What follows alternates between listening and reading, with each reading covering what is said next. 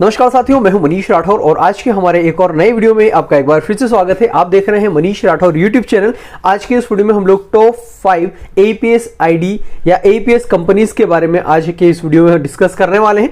ये भी हम लोग डिस्कस करेंगे कि APS एक्चुअली होता क्या है, क्यों इसे बनाया गया है, कौन सा APS आईडी हमें लेना चाहिए, कौन सी APS कंपनी के साथ में हमें जाना चाहिए और कौन सा APS कंपनी अच्छा कमीशन हमें देती है, कितना इन्वेस्टमेंट इसमें लगता है। सारी की सारी बातें जो है यहाँ आज के इस वीडियो में हम लोग डिस्कस करने वाले हैं और उम्मीद करता हूँ ये वीडियो आपको जरूर पसंद आएगा। और यदि ये वीडियो पसंद आता है तो वीडियो को लाइक कीजिएगा, अधिक से अधिक शेयर कीजिएगा और हमारे इस चैनल को सब्सक्राइब नहीं किया है तो चैनल को सब्सक्राइब जरूर कीजिएगा, क्योंकि हम इसी प्रकार के इंटरेस्टिंग वीडियोस रेगुलर आपके लिए लेकर आते रहते हैं।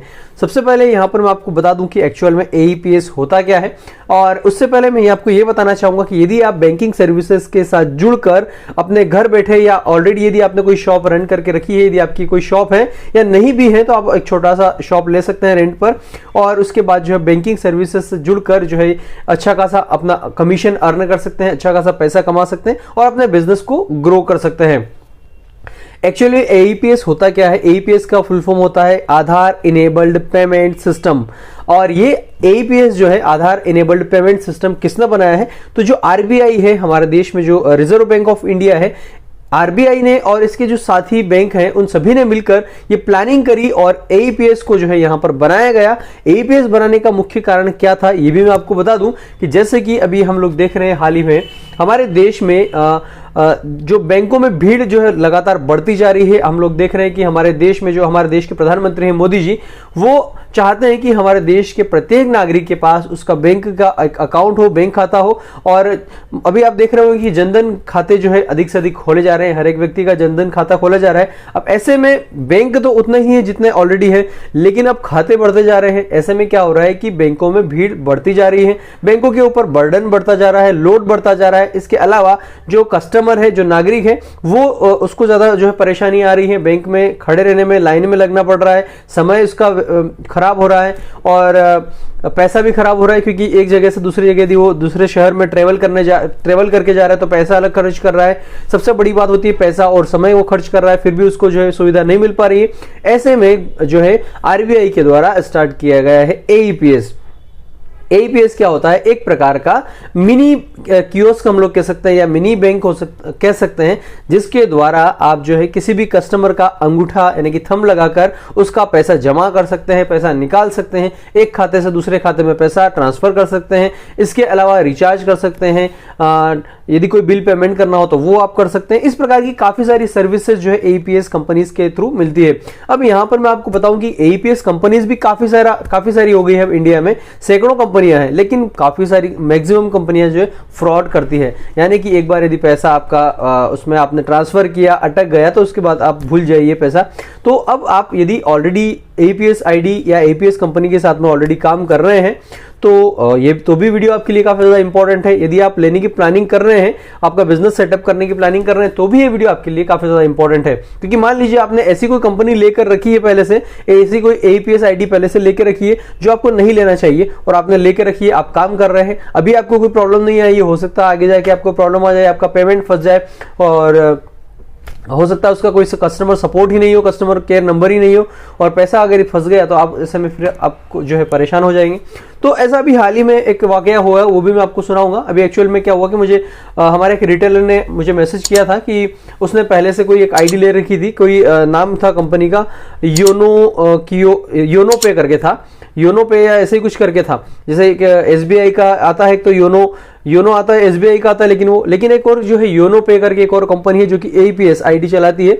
उस बंदे का उसमें 10 या 15 हजार रुपए फंस गया है। अब उस कंपनी का जो है ना तो कोई कस्टमर सपोर्ट है, ना ही कोई कॉन्टेक्ट नंबर दिया हुआ है, ना ही कस्टमर केयर नंबर दिया हुआ है, ना ही ईमेल आईडी दिया हुआ है, ना ही कोई उसका डिस्ट्रीब्यूटर है जो उसका फोन उठा रहा है, कुछ नहीं।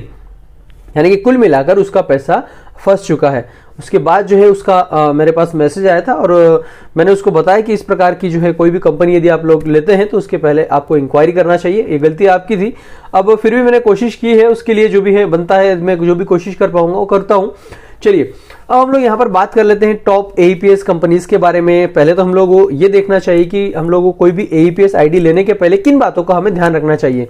तो सबसे पहले तो आप उस कंपनी के बारे में, यदि आपको कोई अप्रोच करता है या आप सर्च करते हैं किसी एईपीएस आईडी के बारे में लेने की प्लानिंग कर रहे हैं, सबसे पहले आप सर्च करिए उस कंपनी के बारे में, डिटेल चेक करिए कि कंपनी का जो है कब स्टेब्लिश हुई थी वो कंपनी।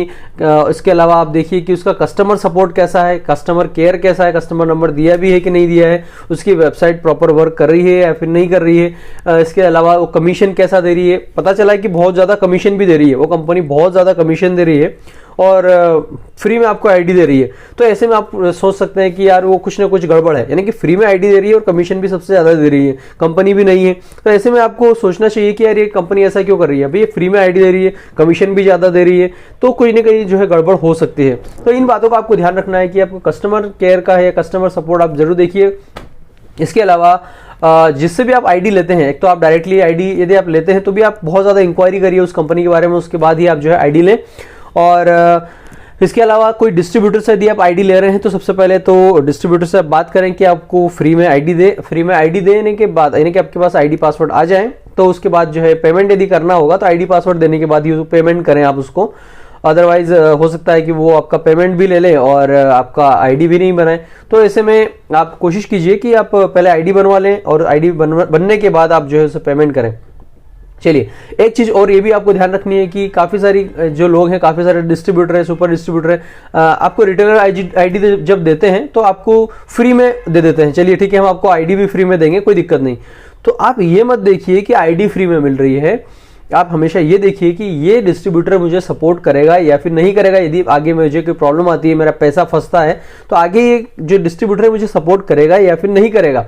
जी हाँ, मैं जहां तक जानता हूं 90% ऐसे लोग जो फ्री में आपको आईडी देते हैं वो आपको सपोर्ट नहीं करते हैं, क्योंकि भाई उन्होंने आपको फ्री में आईडी दी है, आपको हेल्प करना, इतना जिम्मेदारी से आपकी हेल्प नहीं करेंगे वो। आप वहां पर 500-1000 रुपए यदि खर्च करते हैं, उसको यदि पैसा लेता है तो इसी बात का पैसा लेता है कि आगे से यदि आपको कोई प्रॉब्लम आती है, आपका पैसा फंस जाता है या कुछ भी इशू आता है, तो आपको हमेशा हेल्प करेगा, क्योंकि आपने उसको पैसा दिया है तो उसको फिर तो आपकी हेल्प करनी ही पड़ेगी।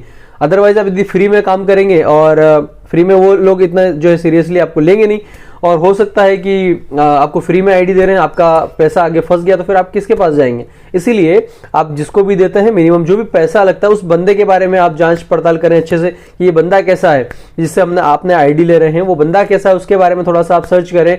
और उसके अलावा जो है पैसा ले रहे हैं, ठीक है, कोई इश्यू नहीं, पैसा 1500 रुपए दी आईडी के ले रहे हैं तो उसमें कोई गलती नहीं है, कोई दिक्कत नहीं है, क्योंकि आपके आगे जाके आपको जब जरूरत पड़ेगी सपोर्ट की तो वो जरूर आपको जो है सपोर्ट करेगा। इसके अलावा आप जो है उससे कमीशन की डिटेल भी ले लीजिए। और अब यहाँ पर मैं आपको बताता हूँ कि आपको कौन सी कंपनीज के बारे में जो है देखना चाहिए, सर्च करना चाहिए, कौन सी कंपनी के आपको आईडी लेना चाहिए। तो सबसे पहले यहाँ पर मैं बात करूंगा, जैसे कि हो गया फिनो बैंक। फिनो बैंक के हम लोग यहाँ पर बात कर लेते हैं। पहले नंबर पर हम लोग फिनो पेमेंट बैंक के बारे में बात कर लेते हैं। फिनो पेमेंट बैंक जो है एईपीएस आईडीज भी प्रोवाइड करती है, और उसके बाद जो है इसमें 2 टाइप के जो है पैकेजेस हैं। जैसे कि आप जो है 3000 रुपए का पैकेज लेते हैं, फिनो पेमेंट बैंक के जो आईडी लेते हैं एईपीएस आईडी, उसमें 2 टाइप के पैकेज है। एक पैकेज में आपको 3000 रुपए का पैकेज लेना है, उस 3000 का यदि आप पैकेज लेते हैं तो उसमें आपको 0.18% जो है कमीशन मिलता है। इसी के अलावा यदि आप 30,000 वाला पैकेज लेते हैं तो इसमें आपको 0.36% का जो है कमीशन मिलता है।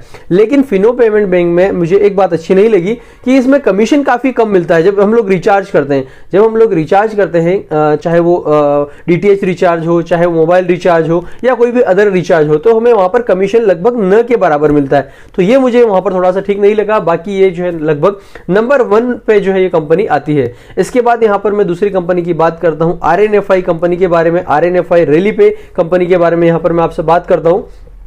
ये जो है बहुत ही बेहद ही यानी कि पॉपुलर कंपनी है। इस पर आप लोग आंखें बंद करके जो है ट्रस्ट कर सकते हैं। इसका कमीशन भी काफी अच्छा है, मैक्सिमम 10 रुपीज तक ये कंपनी कमीशन देती है। इसका ट्रांजैक्शन कभी नहीं रुकता, कभी फेल नहीं होता है, और जबरदस्त इसका जो है कस्टमर सपोर्ट है। इसका जो है व्हाट्सएप हेल्प नंबर भी है, व्हाट्सएप का हेल्पलाइन नंबर आपको दिया रहेगा इसमें। यदि आपको कोई भी इशू आता है तो आप उसका स्क्रीनशॉट लीजिए, आपका जो रिटेलर आईडी है वो नंबर इसको व्हाट्सएप करें, और आपका जो भी क्यूरी है आप व्हाट्सएप पर इसे पूछ सकते हैं। हैं, तुरंत ही आपको जो है व्हाट्सएप पर ही आपकी प्रॉब्लम सॉल्व कर दी जाती है। अदरवाइज वहां पर हेल्पलाइन नंबर भी दिया जाता है, आप चाहें तो डायरेक्टली फोन पर भी बात कर सकते हैं। इसके अलावा ये भी मैं आपको बता दूं कि यदि आपको, जो मैं आपको यहाँ पर कंपनीज के नाम बता रहा हूं, इनमें से यदि आपको कोई भी एईपीएस आईडी के बारे में जानकारी चाहिए या फिर कोई एईपीएस आईडी आप लेना चाहें तो दिए गए स्क्रीन पर जो नंबर दिया गया है उस नंबर पर आप डायरेक्टली कांटेक्ट करके जो है आप आईडी ले सकते हैं। ये जो कांटेक्ट नंबर आपको दिखाई दे रहा है ये मेरा ही कांटेक्ट नंबर है, इस पर आप डायरेक्टली मुझसे कांटेक्ट कर सकते हैं।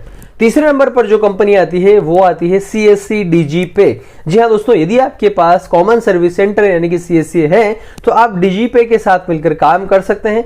इसमें यदि आप 3000 रुपीज का ट्रांजेक्शन करते हैं तो आपको 11 रुपए तक का कमीशन मिल जाता है। और DigiPay को कौन यूज कर सकता है? जिसके पास CSC ऑलरेडी है वही लोग जो है DigiPay का यूज कर सकते हैं, अदरवाइज आप DigiPay का यूज नहीं कर सकते हैं। यदि आपके पास CSC नहीं है तो आप CSC के लिए ऑनलाइन भी अप्लाई कर सकते हैं, ये बिल्कुल फ्री में अवेलेबल है, आप इसके लिए फ्री में जो है ऑनलाइन अप्लाई कर सकते हैं। लेकिन CSC के लिए आपको जो है TEC एग्जाम जो है आपको पास करनी होती है और उसका सर्टिफिकेट आपके पास होना चाहिए। बाकायदा आपको वहां पर जब आप ऑनलाइन फॉर्म फिलअप करेंगे CSC के लिए तो आपको वहां पर सारी की सारी बातें या सारी की सारी डिटेल आपको वहां पर मिल जाएगी CSC के बारे में, प्लस TEC एग्जाम के बारे में भी आपको वहीं पर डिटेल मिल जाएगी।